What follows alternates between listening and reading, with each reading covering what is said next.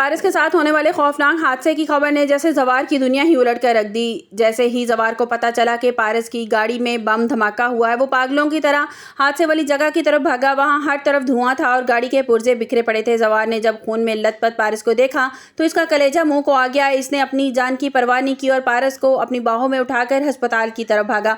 अस्पताल पहुंचकर डॉक्टर ने जब पारस को इमरजेंसी में लेकर गए, कुछ देर के बाद डॉक्टर वहां आए और उन्होंने बहुत ही बुरी खबर सुनाई।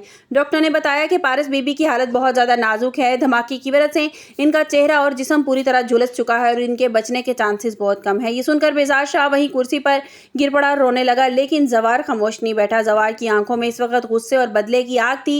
इसने जवार शाह का हाथ थामा और गरज कर बोला, सर आप परेशान ना हो, मैं वादा करता हूँ कि ये काम जिस भी घटिया इंसान ने किया है ना, शाम तक मैं आपके सामने उसकी मैयत बिछा दूंगा। मैं वहाब दुरानी को जिंदा नहीं छोड़ूंगा। जवार एक जख्मी शेर की तरह अस्पताल से निकला और सीधा वहाब दुरानी के खुफिया ठिकाने पर जा पहुंचा। वहां वहाब दुरानी बड़े आराम से बैठा हुआ नदीम से फोन पर बात कर रहा था और अपनी जीत की खुशी मना रहा था। जवार ने एकदम अंदर दाखिल होकर वहाब दुरानी के मुंह पर एक जोरदार थप्पड़ मारा और वो जमीन पर जा गिरा। वहाब दुरानी के गुंडे जवार को मारने के लिए आगे बढ़े, लेकिन जवार ने बंदूक निकालकर सबको पीछे हटने पर मजबूर कर दिया। जवार ने वहाब दुरानी को घसीटते हुए अपनी गाड़ी में डाला और वहां से ले गया।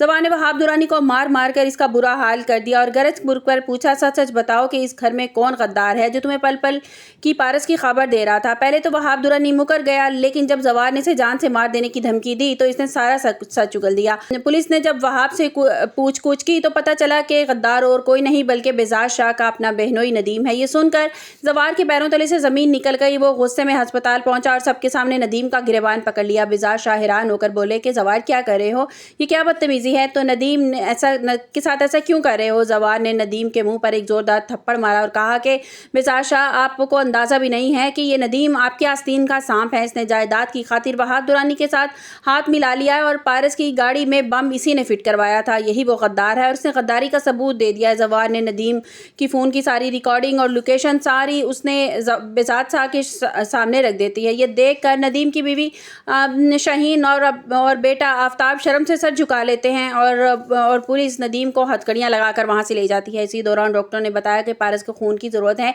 और जवार ने अपना खून दिया और कुछ देर के बाद पारस की सर्जरी मुकम्मल हो गई और डॉक्टर ने खुशखबरी सुनाई कि पारस अब खतरे से बाहर है और इसका चेहरा भी कुछ वक्त के बाद कुछ इलाज के बाद ठीक हो जाएगा। बेजाज शाह की जान में जान आ गई। उन्होंने जवार को गले लगाया और रोते हुए कहा कि बेटा, जितना तुमने मेरी बेटी के लिए किया है ना, इतना तो अपना खून भी नहीं कर सकता था। मैं तुम्हारा ये एहसान कभी नहीं भूलूंगा। जब पारस को थोड़ा सा होश आया तो इसने जवार का नाम लिया और जवार जैसे ही इसके पास पहुंचा, पारस ने कमजोरी के बावजूद इसका हाथ थाम लिया। बेजाज शाह ने जब इन दोनों को इस तरह देखा तो उन्होंने एक बहुत बड़ा फैसला कर लिया। बेजाज शाह ने आफ्ताब की तरफ देखा और कहा कि आफ्ताब, तुम मेरे भांजे होकर इस रिश्ते को तक तो ठीक है, लेकिन अब पारस का हाथ मैं जवार के हाथ में दूंगा।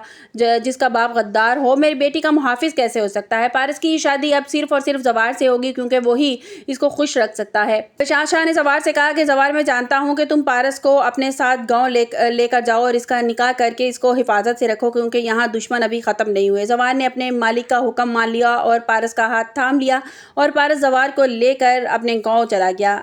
अब आप लोगों को क्या लगता है कि बेजाज शाह का जवार को अपना दामाद बनाना सही फैसला था और क्या आफ्ताब वहाब दुरानी की कोई नई साजिश करेंगे और जवार की ज़िंदगी खुशहाल हो जाएगी। आप लोगों को क्या लगता है। अब देखना यह है कि पारस जो है वो अब उसके चेहरे पे वो जल गई है, उसके बर्न के जो निशानात हैं वो वक्त के साथ साथ ठीक तो हो जाएंगे, लेकिन क्या अब जब वहाँ जाके पता चलेगा, रेशम को पता चलेगा कि जवार जो है वो अब इसी मैडम से शादी करने वाला है। उसको तो पहले ही शक था मैडम से शादी करने वाला है, तो उस पर क्या गुजरेगी, क्या बीतेगी उस पर। तो अब वहाब दुरानी को पुलिस अरेस्ट करके ले जाएगी और दिखाया ये जाएगा कि बहुत जल्द वो कोशिश करेगा कि वो फिर से जेल से वापस आने की कोशिश करेगा और वो कहेगा कि प्रिंसेस, तुम्हें मैं किसी और की होने नहीं दे सकता, मैं ये बर्दाश्त नहीं कर सकता और मैं इसको ज़िंदा नहीं छोड़ूंगा, और फिर से बाहर आ जाएगा और वो बेजाद का और जवार का फिर से दुश्मन बन जाएगा। आप लोगों को क्या लगता है। आपको मेरी वीडियो कैसी लगी कमेंट्स बॉक्स में अपनी कीमती राय का इज़हार ज़रूर कीजिएगा। मिलते हैं एक नई वीडियो के साथ। अपना बहुत सा ख्याल रखिएगा। अल्लाह हाफिज़।